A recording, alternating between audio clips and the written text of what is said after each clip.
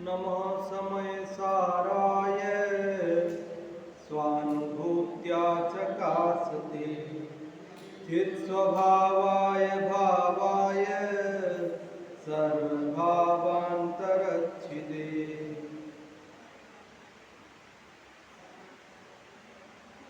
यह पद्मनंदी पंचविंशति का नामक ग्रंथराज है। इसका प्रथम अधिकार धर्मोपदेशामृत नाम का अपन पढ़ रहे हैं। 198 श्लोकों में से 108, 109 श्लोक पढ़ चुके हैं। आज हम 110वां श्लोक पढ़ेंगे। अभी धर्म के 10 लक्षणों की चर्चा के बाद आत्मा की निर्मल परिणति का नाम धर्म है, उसकी चर्चा यहाँ आरंभ हो रही है। और सर्वप्रथम अनंत चतुष्टय रूप विराजमान स्वस्थता को नमस्कार किया, चैतन्य तेज चैतन्य मूर्ति को नमस्कार किया, अपने शुद्धात्मा को, और उसके बाद सिद्धों को नमस्कार किया। उसके बाद शुद्धात्मा का कथन करने की प्रतिज्ञा करते हैं। इस 110वें श्लोक में ये बात कह रहे हैं कि मैं आपको एकत्व विभक्त भगवान आत्मा दिखाऊंगा और इसमें आप छल ग्रहण नहीं करना। जो कुंदाचार्य ने कहा ना वहां पर कि मैं निज वैभव से एकत्व विभक्त भगवान आत्मा को बताऊंगा और यदि ना दिखा सकूं तो आप छल ग्रहण नहीं करना। मतलब मैं दिखाऊंगा लेकिन आप उसमें कोई छल ग्रहण मत करना। बस वही बात यहाँ भी लगभग सेम अभिप्राय भाव लेते हुए, शब्द लेते हुए लगभग वही बात यहाँ भी कह रहे हैं। क्या कह रहे हैं देखो, दुर्लक्षेऽपि चिदात्मनि श्रुतबलात् किंचित् स्वसंवेदनात् ब्रूमः किंचिदिह प्रबोधनिधिभिः ग्राह्यं न किंचित् छलम् मोहे राजनिकर्मणाम् अतितरां प्रौढान्तराये रिपौ दृग्बोधावरणद्वये सति मतिः तादृक्कुतो मादृशाम् दुर्लक्षेऽपि चिदात्मनि। चिदात्मा चैतन्य आत्मा के दुर्लक्ष्य होने पर भी, दुर्लक्षेऽपि मतलब लक्ष्य मतलब दिखाई देना, और दुर्लक्ष्य मतलब दिखाई देना बहुत कठिन है। आत्मा को ऐसे कोई आंखों से देखना चाहे तो, इंद्रियों से पकड़ना चाहे तो, हाथ से छूकर देखना चाहे तो, इसलिए आत्मा कैसा है, दुर्लक्ष्य।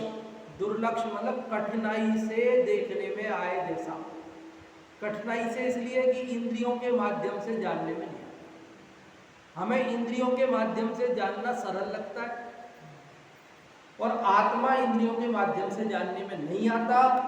इसलिए कहा दुर्लक्ष्य होने पर भी। जो अमूर्तिक पदार्थ हैं, जीव, आकाश, धर्म, अधर्म, काल, ये द्रव्य अमूर्तिक हैं, इसलिए ये इंद्रियों से जानने में नहीं आते। आकाश दिखता है आपको कहीं?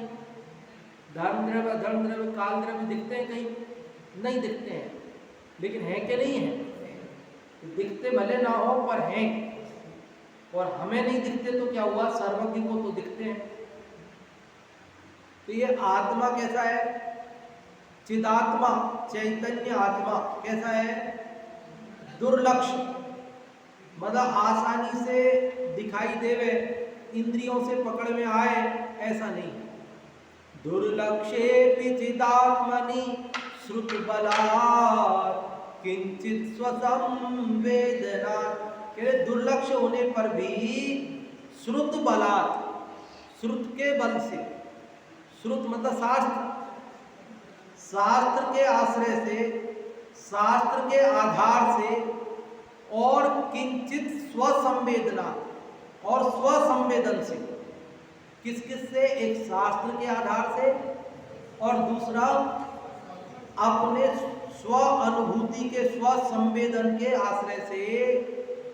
किंचित ब्रूमः थोड़ा सा कहूँगा आत्मा के बारे में, आत्मा के स्वरूप के बारे में।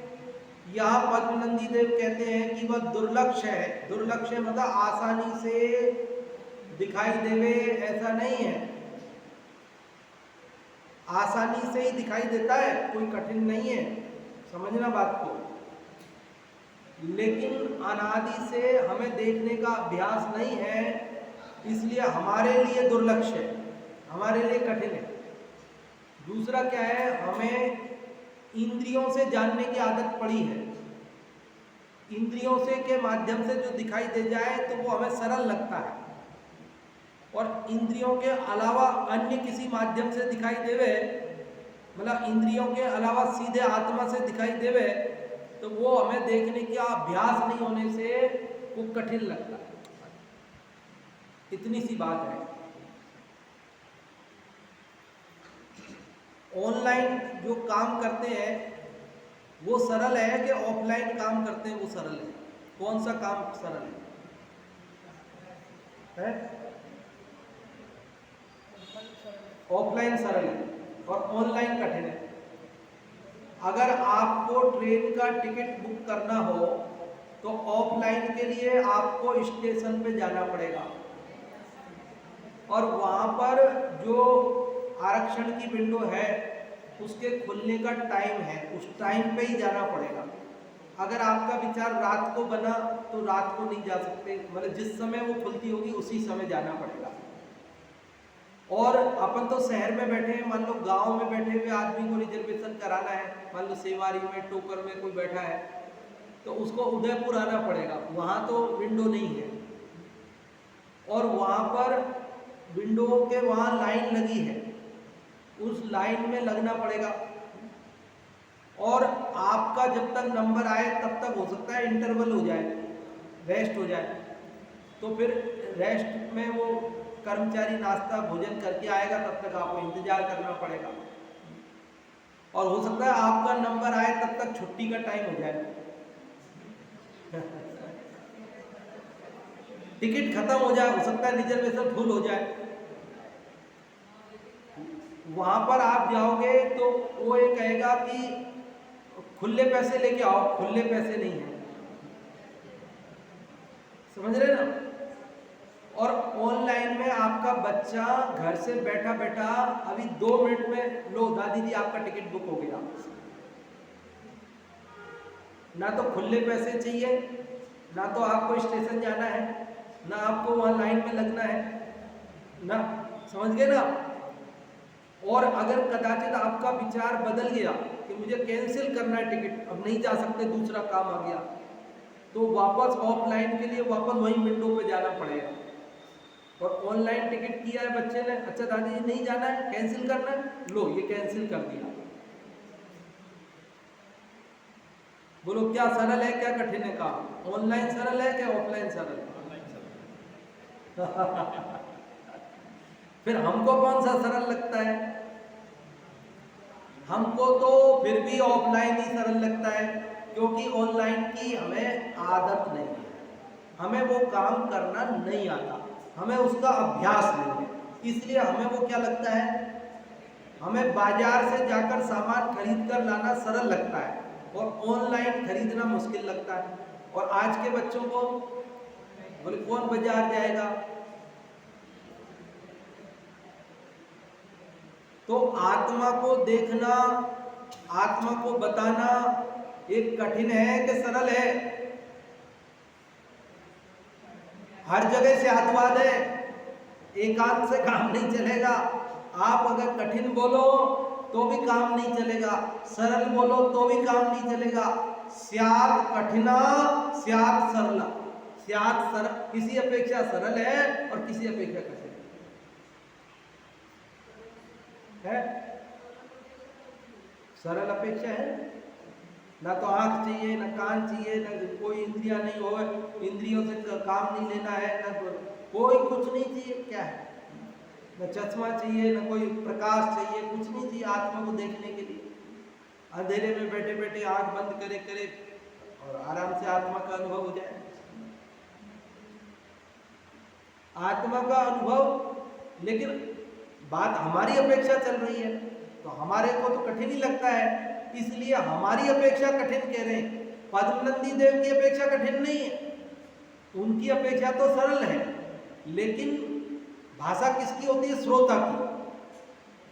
हम बच्चे को क्या बोलते हैं? मम्मी को बुलाओ, तो मम्मी को बुलाओ मतलब बच्चे की मम्मी को, हमारी थोड़ी मम्मी है वो। ऐसे यहां पद्मनंदी देव कह रहे हैं कि आत्मा को लक्ष्य करना, उसको देखना कठिन होने पर भी मतलब पद्मनंदी देव, क्या आपको कठिन लगता है? कि नहीं नहीं, हमें तो सरल लगता है, लेकिन तुम्हें कठिन लगता है, इसलिए कहता हूं कठिन लगता है। समझ में आ रही बात? दुर्लक्षे चिदात्मनि श्रुतबलात् किंचित स्वसंवेदनात्। चिदात्मा के दुर्लक्ष मतलब कठिन, उसको देखना कठिन होने पर भी श्रुत बल, शास्त्र के आश्रय से और स्वसंवेदना, अपने स्वसंवेदन से, अपनी अनुभूति के बल से, ब्रूमः किंचित, थोड़ा सा कहूंगा उस आत्मा के बारे में। ब्रूमः मतलब बोलता हूं, कहता हूं, किंचित मतलब थोड़ा। लेकिन यह यहाँ इस प्रसंग में इस आत्मा का स्वरूप जो मैं कहूंगा, उसमें प्रबोध निधि भी, प्रबोध निधि भी, प्रबोध मतलब ज्ञान, बोध मतलब ज्ञान, प्रबोध मतलब प्रकृष्ट ज्ञान, बहुत अधिक ज्ञान के जो निधि, निधि मतलब खजाना, मतलब जो बहुत ज्ञानी है, जो विद्वान है, जो वे ग्राह्यम न किंचित छलम, किंचित छलम न ग्राह्यम, किंचित छल ग्रहण नहीं करना चाहिए। कि मैं यहां पर क्या कहूंगा, किसके बारे में कहूंगा? आत्मा के बारे में कहूंगा, तो कोई विद्वान इसमें छल ग्रहण मत करना। क्या नहीं करना? यद्यपि आत्मा को कहना आसान नहीं है, लेकिन मेरे पास निज वैभव है ना अपना। क्या वैभव है? कि शास्त्र का आधार है, पूर्वाचार्यों के कथन है, और मेरा अपना अनुभव है। इसके आधार से मैं कुछ कहूंगा, लेकिन जो ज्ञानी हो वे इसमें छल ग्रहण मत करना, क्योंकि अब कहेंगे तो शब्दों से ही कहने में आएगा ना, कहने में किससे आएगा? और आत्मा तो शब्दातीत है। कैसा है आत्मा? आत्मा शब्दों से कहा जा सके ऐसा है नहीं, लेकिन कहूंगा तो शब्दों से ही। तो कोई छल ग्रहण करके उस शब्द को पकड़ करके और अर्थ का अनर्थ मत करना, ये कह रहे हैं। क्या कह रहे हैं? कोई छल ग्रहण मत करना।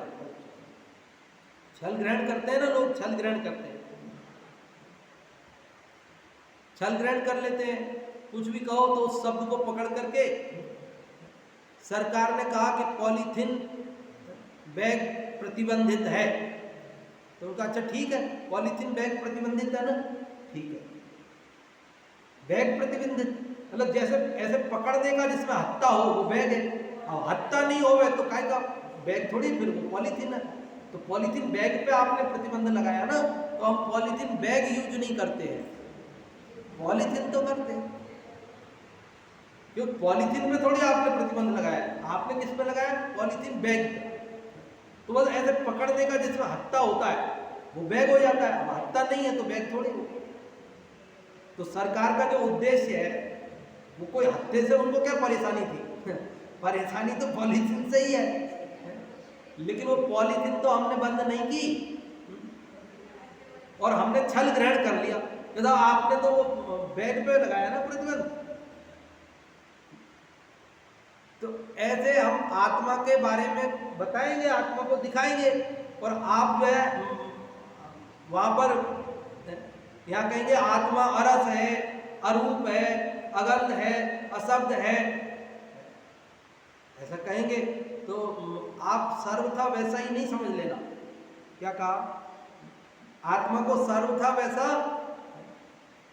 आत्मा अरस है क्या? अरस है आत्मा, आत्मा अरस है। सुरेश जी भाई साहब,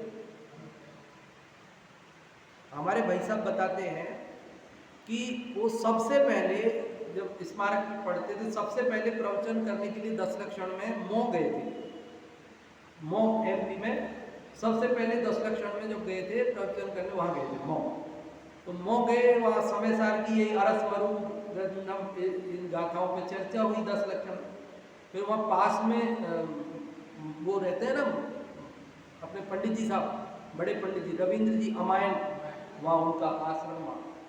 तो मौ से पास में ही, तो वहाँ लोगों ने कहा, साधर्मियों ने, कि आप पंडित जी साहब से मिले कभी, पंडित जी साहब के दर्शन किए? कि नहीं। तो चलो आपको पंडित जी साहब से मिला के लाते। ठीक है चलो। तो 10 लक्षण पूरे हुए, वो वहाँ पंडित जी साहब से मिला लिए। पंडित जी साहब ने पूछा, पहली बार मिले तब की बात, तो उनका कि कैसे रहे 10 लक्षण, क्या चर्चा हुई, क्या सब भाई साहब बताते हैं।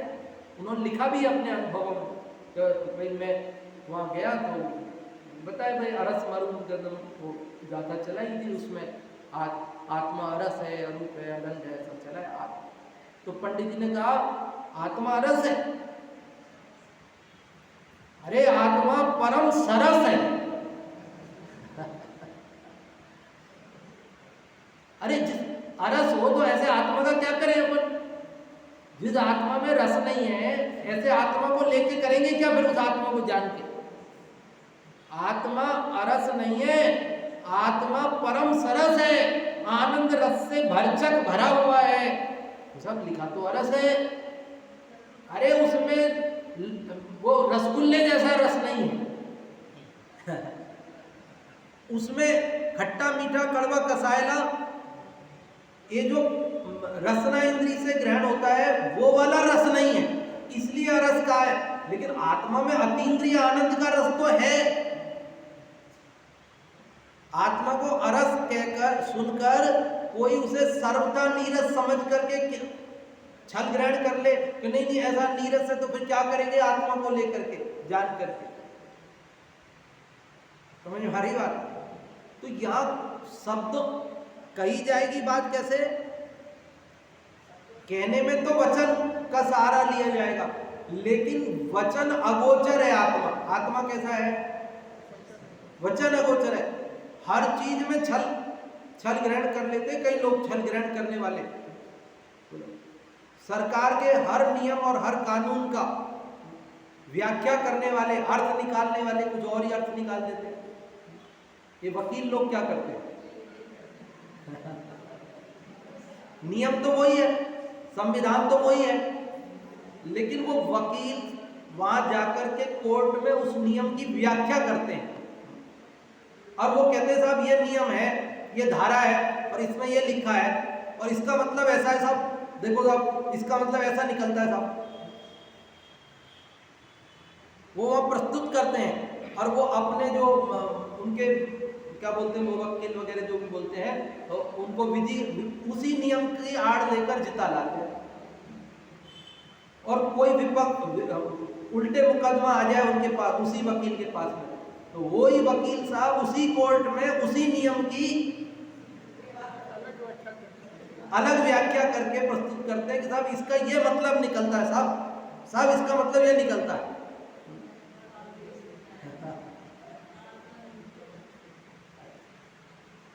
ऐसा क्यों? शब्द तो शब्द है, शब्दों में ज्ञान नहीं है, शब्दों में ज्ञान थोड़ी है, ज्ञान तो आत्मा में है। इसलिए आत्मा का वर्णन करेंगे लेकिन वो शब्दों से होगा, मजबूरी है हमारी। तो कोई शब्दों को लेकर छल ग्रहण नहीं करना, तुम तो जो दिखाया जा रहा है उस आत्मा को देखना, बस क्या करना, तुमको जो दिखाया जा रहा है वो आत्मा देखना। इसलिए वेदों में तो उन्होंने कोई शब्द का प्रयोग नहीं किया आत्मा के लिए। वेदों में जब आत्मा को दिखाने की बात आई तो उन्होंने कहा नहीं तत्। नहीं तत् मतलब वह नहीं है, ऐसा नहीं है। तो किसी ने कहा कि फिर ऐसा है क्या? नहीं तत्। ऐसा भी नहीं है। तो फिर ऐसा है क्या कि नहीं तक, ऐसा भी नहीं है। आप हैं, आप जितने भी शब्द कहोगे बोले ऐसा नहीं। उन्होंने आत्मा का स्वरूप क्या बताया, आप जैसा जैसा कहते हो वैसा आत्मा नहीं, बस इतना समझ लो आप। क्योंकि जैसा आत्मा है वैसा आप कह नहीं सकते, और जैसा आप कहोगे वैसा आत्मा नहीं।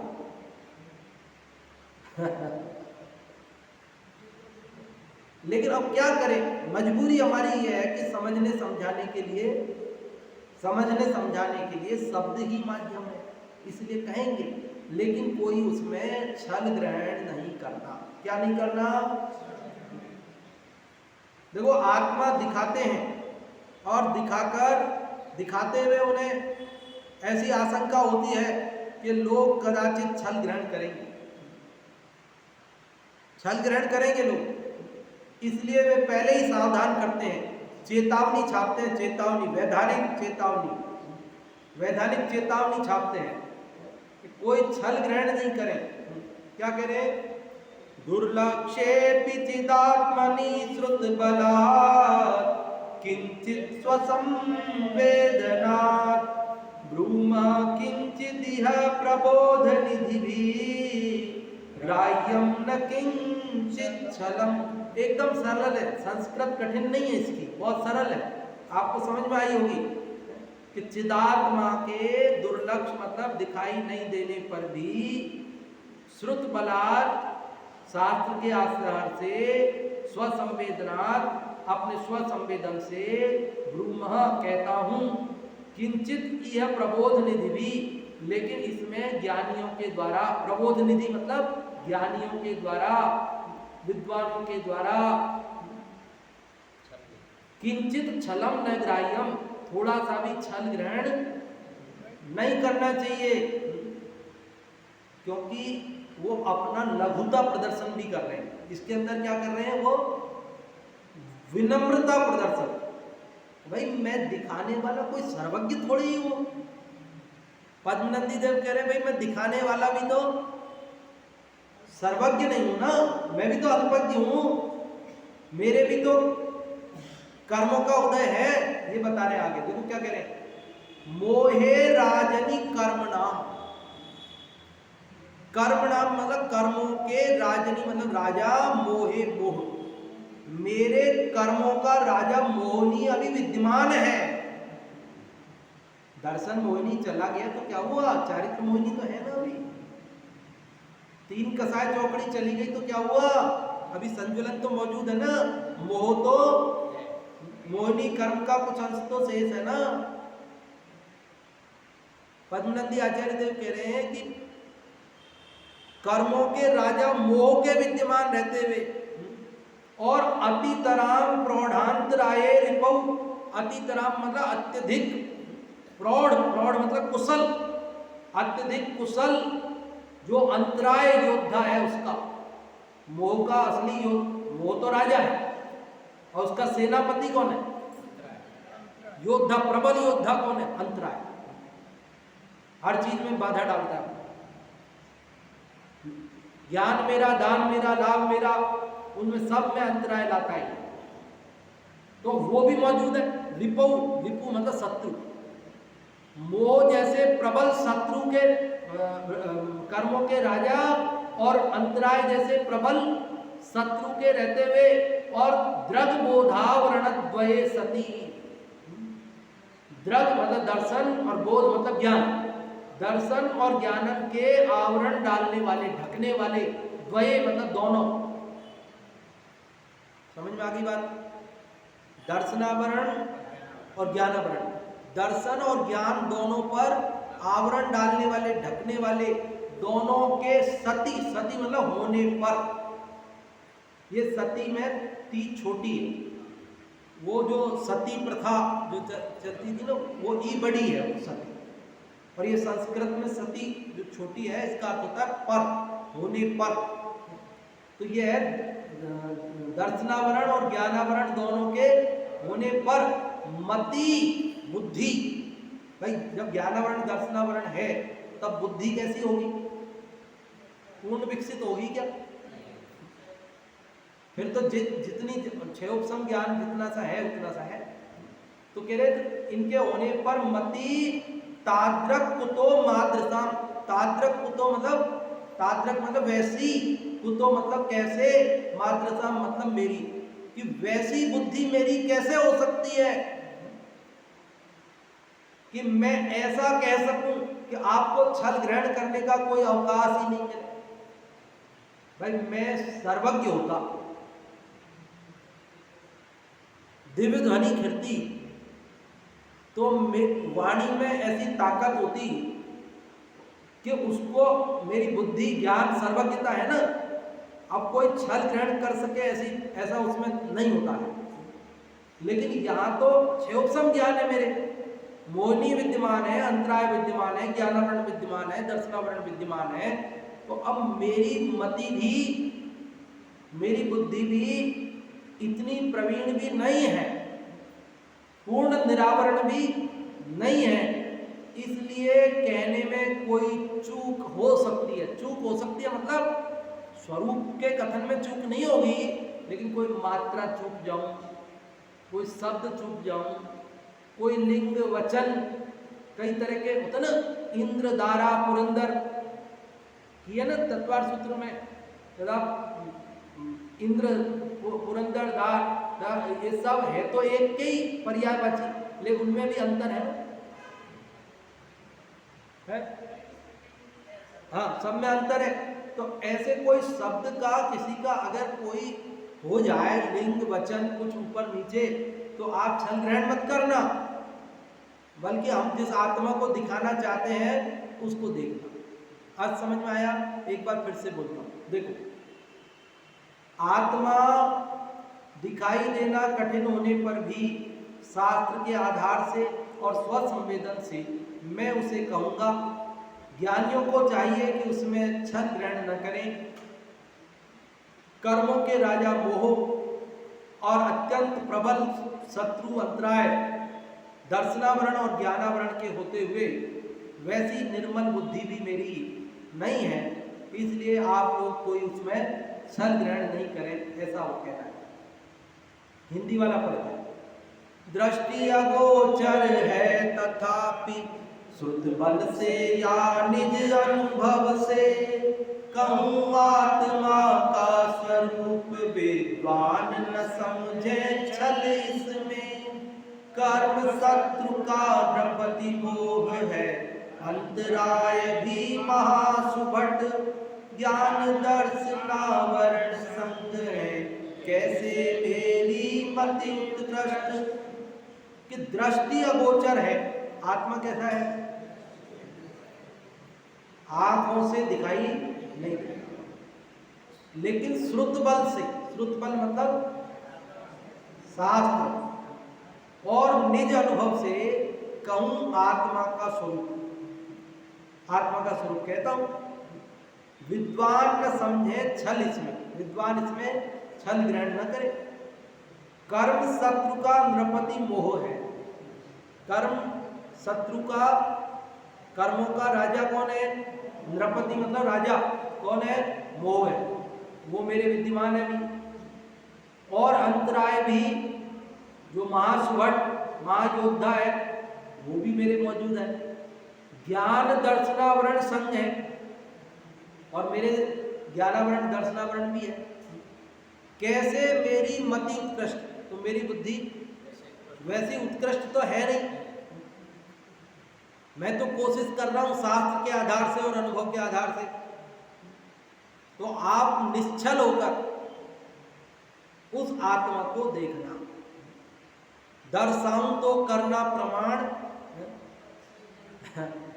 दर्शाऊं तो करना प्रमाण, लेकिन छल ग्रहण नहीं करना।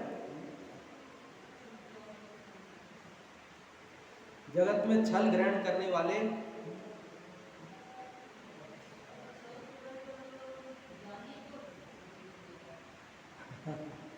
ज्ञानी मतलब जो केवल शब्द ज्ञान,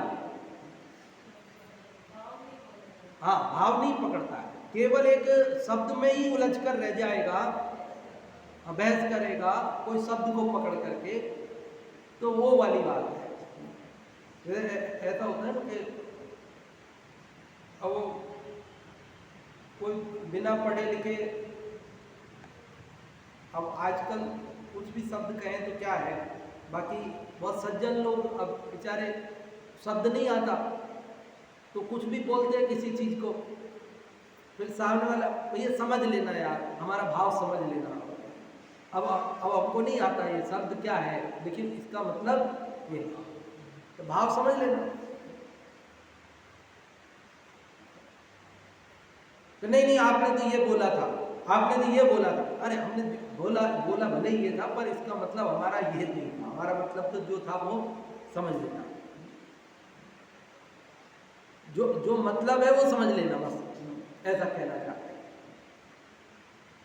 ज्ञानी से तात्पर्य आत्मज्ञानी नहीं, बल्कि जो शब्द म्लेच्छ वाली जो बात है ना, शब्द म्लेच्छ, कि केवल एक शब्द को पकड़कर जो बैठ गया उसकी बात है। शब्द म्लेच्छ नहीं बनना। क्या नहीं बनना?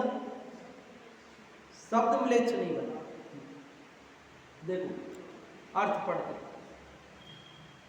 जिस प्रकार अमूर्तिक होने के कारण आकाश आदि किसी के द्वारा देखे नहीं जा सकते, जिस प्रकार अमूर्तिक होने के कारण आकाश आदि छह द्रव्यों में एक आकाश द्रव्य अमूर्तिक स्पर्श रस गंध वर्ण से रहित है, ऐसे ही धर्म द्रव्य आदि में अधर्म द्रव्य काल द्रव्य जीव भी लगा लेना, एक किसी के द्वारा देखे नहीं जा सकते। उद्गल तो दिखाई देता है, उद्गल भी परमाणु तो दिखता नहीं, स्कंध दिखता है, स्कंध भी बड़ा होवे तो दिखता है, दो ही परमाणु का हो चार का ही हो तो वो भी नहीं दिखता है। उसी प्रकार यद्यपि ये आत्मा किसी के द्वारा दृष्टिगोचर नहीं है, तो भी उस चैतन्य स्वरूप आत्मा के स्वरूप का शास्त्र के बल से अथवा अपने अनुभव से मैं वर्णन करता हूं। क्या करता हूं? वर्णन करता हूं। दृष्टिगोचर नहीं है तो भी मैं उस चैतन्य स्वरूप आत्मा के स्वरूप का शास्त्र के बल से अथवा अपने अनुभव से मैं वर्णन करता हूं। इसलिए बुद्धिमानों को इसमें किसी प्रकार की दगाबाजी नहीं समझनी चाहिए। क्या नहीं समझनी चाहिए? शुष्क बुद्धि वाले होते हैं, शुष्क ज्ञान वाले, तो कह रहे उनको इसमें कोई दगाबाजी नहीं समझनी चाहिए, क्योंकि समस्त कर्मों का राजा मोहनीय अत्यंत प्रबल अंतराय रूपी कर्म शत्रु तथा ज्ञानावरण दर्शनावरण कर्म अभी मेरी आत्मा के साथ लगे हुए हैं। इसलिए वास्तविक स्वरूप के कहने में मेरी बुद्धि कैसे प्रवीण हो सकती है, मतलब लघुता विनम्रता प्रदर्शन भी है। यद्यपि वे आत्मा को कहने में प्रवीण है, जो क्षण क्षण में अंतर्मुख हो सिद्धों से बातें करते हैं, ऐसे अपने शुद्धात्मा का अनुभव करने वाले चलते फिरते सिद्धों के समान पद्मनंदी आचार्य देव उस आत्मा के कहने में प्रवीण होने पर भी एक विनम्रता लघुता प्रदर्शन, बोलते हैं ना बड़ा से बड़ा विद्वान आए मंच पर बोलने के लिए, तो हमारे यहाँ भारत में परिपाटी है। क्या परिपाटी है? कि मैं आपके बीच दो शब्द बोलूंगा, उसमें कोई त्रुटि हो तो आप सब मुझे क्षमा करें।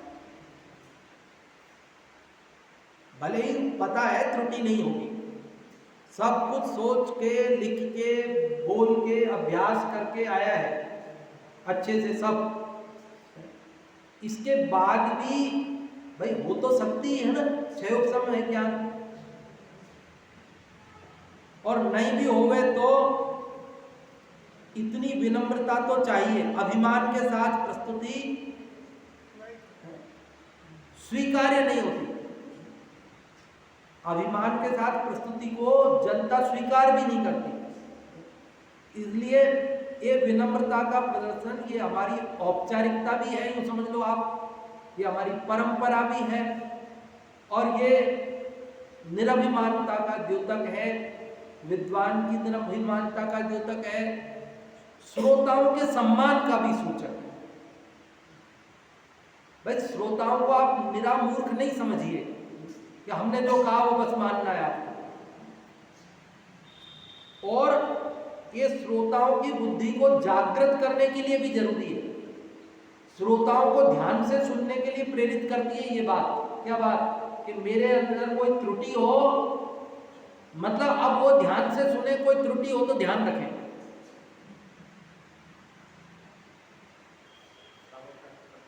हाँ, श्रावक का कर्तव्य है, हाँ श्रोता का कर्तव्य है। नहीं तो अजब मैंने जो कहा वो सब आप तो बिल्कुल बस ऐसे ही ग्रहण कर लो चुपचाप, तो चुपचाप ग्रहण कर लो, तो आपको सोचने का अवसर नहीं दिया हमने। नहीं मैं सब पढ़ के देख के आया हूँ, सब बिल्कुल सब बात बिल्कुल सही है, बस मैं कह रहा हूँ बस मान लो बस। तो आपको सोचने के लिए कोई अवसर ही नहीं है। तो हम कह रहे भैया हमसे भी त्रुटि हो सकती है, तुम जागरूक रहना। हम तो खूब सावधानी से कहेंगे, लेकिन इसके बावजूद कोई चूक हो सकती है, तो आप ध्यान से सुनना।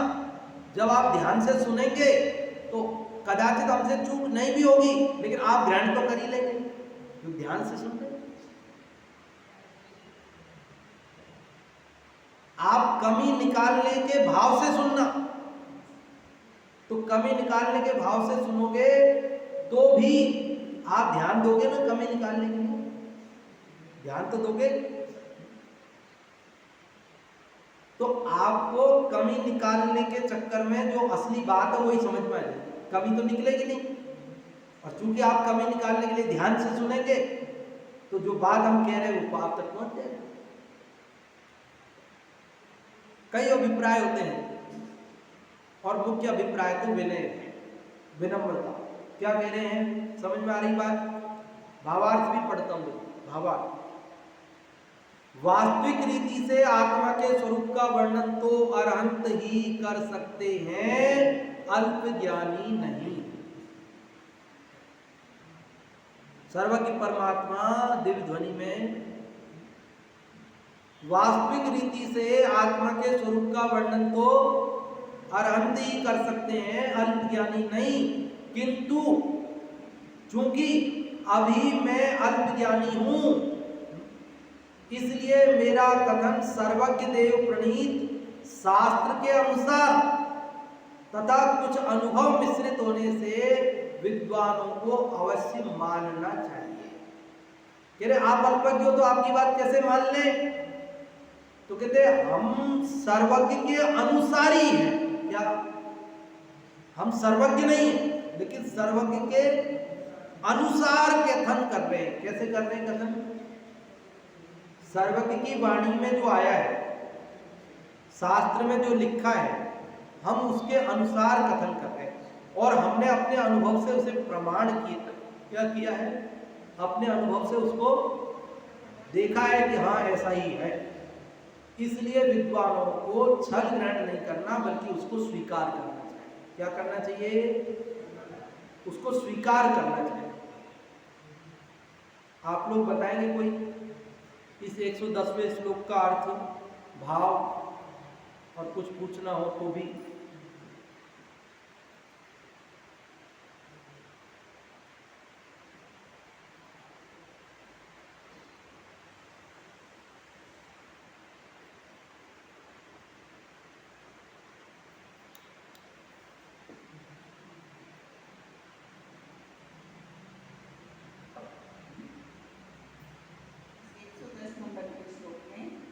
आचार्य जी बता रहे हैं कि जो अलौकिक आत्मा है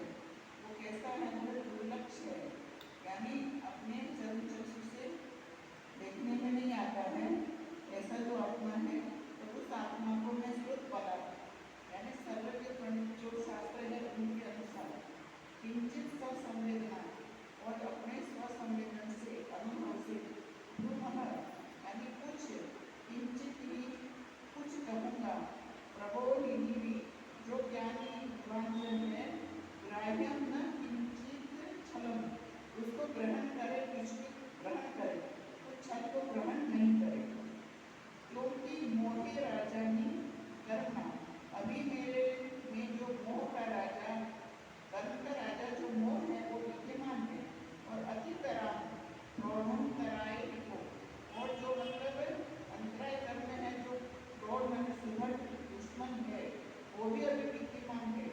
द्रव्य बोधावरण द्वय, और जो दर्शन और ज्ञान का आवरण जैसा दर्शन ज्ञानावरण, दर्शनावरण ज्ञानावरण कर्म भी शक्ति मति, वो भी अभी है मेरे साधक तो मार्ग रसा।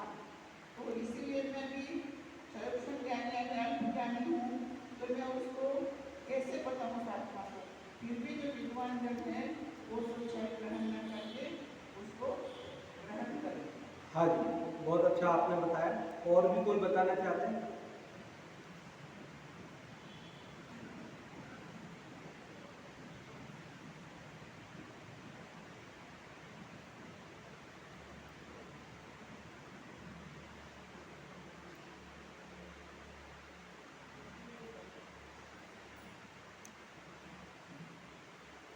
इसमें ये बताया है कि यह आत्मा अपने दृष्टि से अगोचर है, तथापि फिर भी इसको अपने शास्त्र से या अपने अनुभव से इसको जान सकते हैं। ये आत्मा का स्वरूप, मैं इसलिए ये आत्मा का स्वरूप कह रहा हूँ, तो विद्वान लोग इसमें मतलब क्षण ग्रहण मत करना, क्योंकि मेरे कर्म शत्रु कर्मों का राजा जो मोह मेरे भी विद्वान है, और जो महासुभट अध्याय कर्म है वह भी मेरे विद्वान है। ज्ञानावरण और दर्शनावरण कर्म भी मेरे साथ में है। फिर भी मैं ये मतलब ये उत्कृष्ट ये मतलब बात कहूँगा, इसमें मतलब है कि तुम लोग क्षण मत ग्रहण करना, क्योंकि मैं अभी अल्प ज्ञानी हूँ, क्षण ज्ञान मेरे भी। हाँ, बहुत अच्छा मौसी जी आपने बताया। और भी कोई बताना चाह रहे हैं आप लोगों ने तो बता सकते हैं। हाँ जी, पुरुष वर्ग में बताएंगे। हाँ जी, पुरुष वर्ग में बताएं।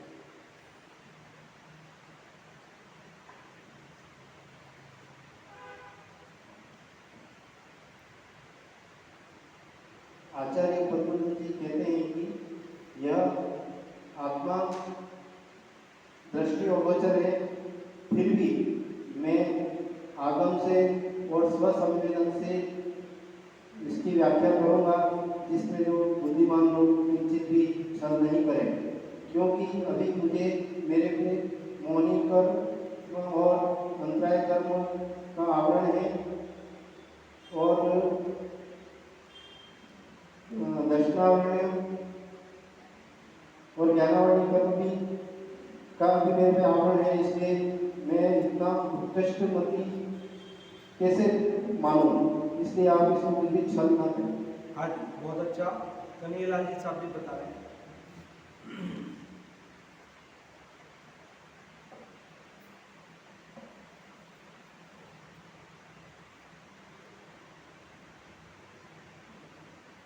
आत्मा देखने में दुर्लभ है, पर शुद्ध बल और संशोधन से कहूँगा कि ज्ञानी लोग इसमें छल न करें। कर्म रूपी मोह राजा तो है ही, और अंतराय कर्म का अयोध्या भी है। दर्शनावनी ज्ञानावनी कर्म का आवरण ढका हुआ है। कैसे मैं बुद्धि से प्रवीण हो सकता हूँ। हाँ, बहुत अच्छा आपने बताया। अगला श्लोक अपन कल पढ़ेंगे, अभी जिनवाणी स्तुति करेंगे।